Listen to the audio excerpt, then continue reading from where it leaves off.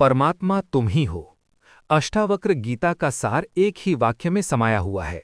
ये कोई काव्यात्मक कल्पना नहीं, न ही मन को बहलाने वाली बात। ये शुद्ध अद्वैत का प्रत्यक्ष उद्घोष है। अष्टावक्र मुनि राजा जनक से कहते हैं कि जिस सत्य को तुम बाहर खोज रहे हो वो तुमसे अलग नहीं है। तुम वही चैतन्य हो, वही साक्षी हो, वही निराकार ब्रह्म हो। हमारी सबसे बड़ी भूल ये है कि हम स्वयं को शरीर और मन मान लेते हैं। शरीर बदलता है, बचपन, युवावस्था, वृद्धावस्था। मन बदलता है, कभी खुशी, कभी दुख, कभी आशा, कभी निराशा। लेकिन इन सब परिवर्तनों को जो देख रहा है वो स्वयं नहीं बदलता। वही तुम्हारा वास्तविक स्वरूप है, वही साक्षी, वही शुद्ध चेतना, वही परमात्मा है। अष्टावक्र कहते हैं यदि तुम अपने को देह मानते हो तो तुम बंधन में हो, यदि तुम अपने को चेतना मानते हो तो तुम मुक्त हो। बंधन और मुक्ति कोई बाहरी स्थिति नहीं, ये केवल दृष्टि का परिवर्तन है। जब तक तुम अपने को सीमित व्यक्ति समझते हो तब तक संसार भारी लगता है। जैसे ही तुम समझ लेते हो कि तुम असीम चेतना हो, संसार एक खेल प्रतीत होता है। परमात्मा तुम ही हो का अर्थ ये नहीं कि तुम्हारा अहंकार परमात्मा है। अहंकार तो केवल एक कल्पना है। मैं ये हूँ, मैं वो हूँ, ये सब मन की कहानी है। परमात्मा होने का अर्थ है उस मौन साक्षी में स्थिर हो जाना जो इन सब कथाओं को देख रहा है। जब मन शांत होता है तब वह साक्षी स्वयं प्रकट हो जाता है। अष्टावक्र गीता किसी साधना, तप या कठिन नियमों पर जोर नहीं देती। वो सीधा सत्य कहती है, तुम पहले से ही पूर्ण हो। तुम्हें कुछ बनने की आवश्यकता नहीं, केवल अपने वास्तविक स्वरूप को पहचानने की आवश्यकता है।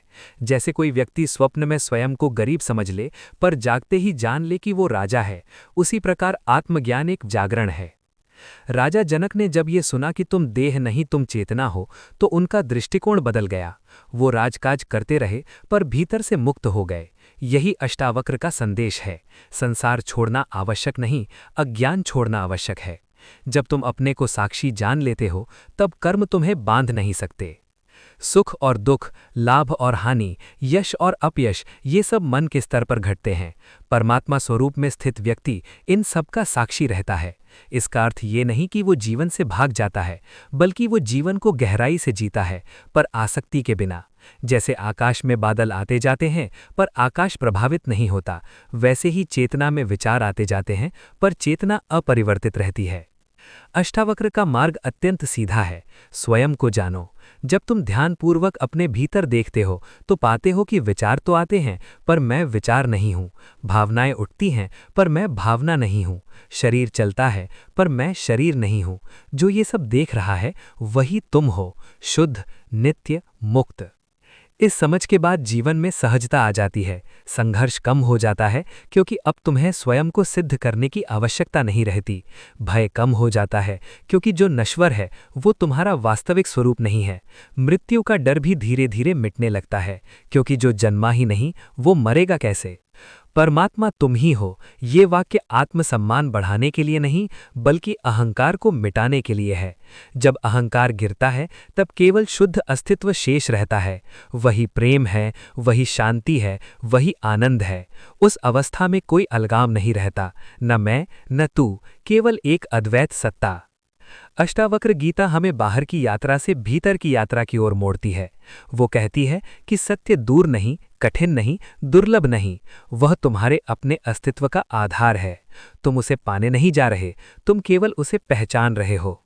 जब ये पहचान स्थिर हो जाती है तब जीवन बदल जाता है।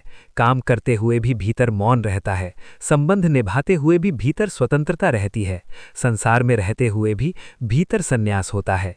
यही सच्ची मुक्ति है जो किसी स्थान या परिस्थिति पर निर्भर नहीं। अंततः अष्टावक्र का संदेश सरल है। तुम वही हो जिसे तुम खोज रहे हो। जिस परमात्मा के लिए तुम मंदिर जाते हो वही तुम्हारे हृदय की चेतना है। जिस शांति की तलाश तुम बाहर करते हो वो तुम्हारे मौन में छिपी है। स्वयं को जानो और जान लो कि तुम कभी बंधे नहीं थे। परमात्मा तुम ही हो। इसे मानो मत, इसे अनुभव करो। यही अष्टावक्र गीता का अमर संदेश है।